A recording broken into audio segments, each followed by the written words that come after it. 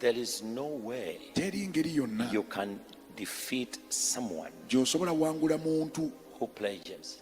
God, in the book of Job, God said, "You'll fulfill your pledge and I'll do this." So what happened was, I pledged. I said, "God." One time my son was so sick, and there was a crusade I was going, because I pledged to the Lord. I said, "Lord, wherever they will invite me, I will go. Wherever I will see trouble, I will go." And I was leaving to go to Colombia. Then my son got sick. So sick. Drips everywhere. And I looked at my wife and I said, "You'll be fine. I'm gone." Why? Because I vowed, if you give me a son, I'll do this. Now I'm doing this. The enemy wants me to stop this. I said, "I'm gone." That's why it's good to marry a good wife. A godly wife. She said, "You are leaving us like this. I'll trust your God." Because the doctor could not find anything wrong. And yet he was so sick. I said, "You'll be fine." So I flew out. Within 12 hours. No, I told her, I said, I saw a dream. I think by the time our son was about maybe 2.5 years. Very sick. And then as I was praying for him, because she had to go home, change, and I stayed with him in the hospital. And when she came back, I said, "I've just seen a dream. I've seen him play basketball. I've seen him overseas in university. I've seen him preach. He'll be fine. I'm gone." A vow released healing.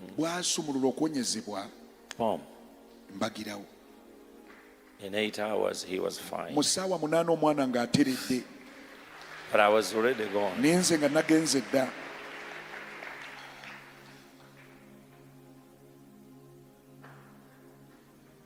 People vow but never fulfill, but never vow if you are not willing to fulfill.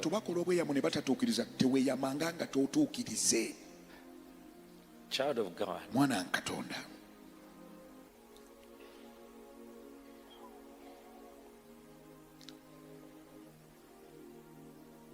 have you ever wanted to discover who you are? What God wants to do for you? Or how He's going to use you?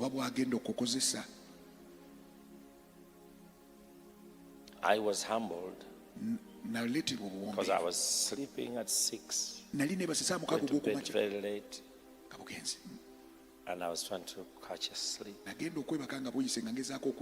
the president calls your phone and your phone is off. He called the people around me and he said, so they gave him the phone. They gave me the phone 6 in the morning. Who are you? To be called by the president at 6 in the morning. Uganda is blessed. You are the apple of my eye. Now, within the eye of the Lord, you are the apple. So when He moves His eye, it is you He sees. Oh, you didn't. You help Him see things. You. When He looks at you, He sees the glory on earth. He sees his witness. He sees his messenger. He uses you. In other words, when he looks on the earth, he has to go through you to save the world. You are the apple of his eye.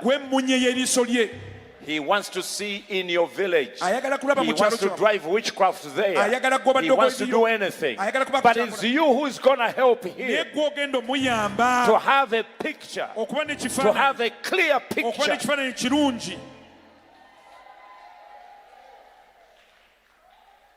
Without you, he can't see. But his eyes are moving to and fro,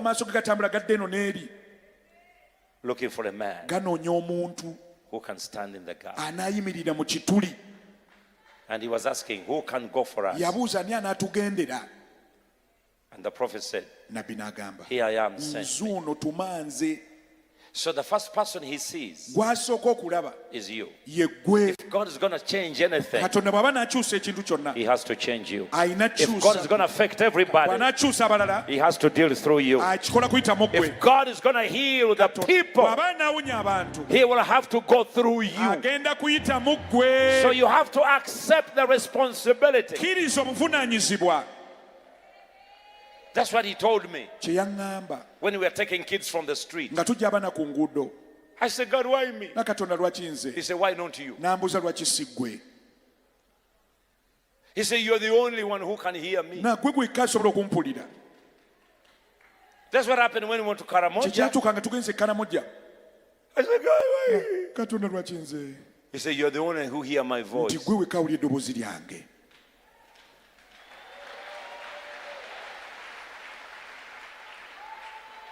People of God, for you to say, here I am, use me, is not arrogance, is obedience, is humility.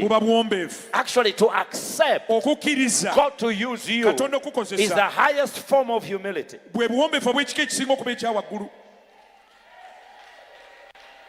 Because once you start looking for him to see, he will have to see things through you. You are the apple of his eye.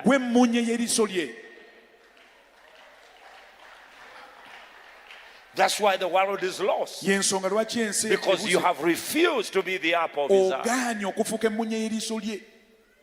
That's why your community is bound. Because you have refused to become an intercessor. That's why your relatives are suffering. They are into something they don't understand. Moses, until he stepped into the onto Mountain Sinai, Miriam's office was useless. Aaron's office was useless. They too were in bondage. They too, they were slaves in Egypt.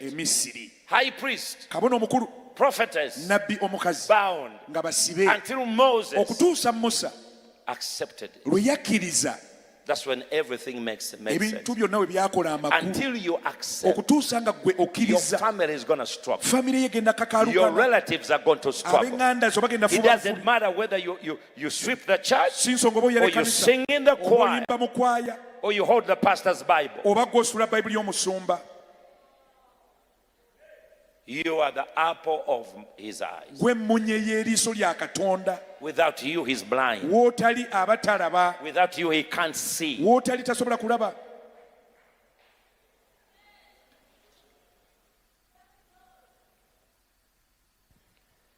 Without you, he can't see. Jesus had passed through Jericho. And he was gone. A blind man saw him and says, Son of David. The Bible says Jesus stopped. What? Until a blind man saw him closer to David, he was not stopping. When you look to Jesus, bw'otunuulira Yesu, what do you see? Kiki olaba? When you mention his name in the morning, what do you see? Bw'oyogera erinnya lye ku makya, kiki olaba? That which you see Ekyo ky'olaba is what he sees. naye ky'alaba.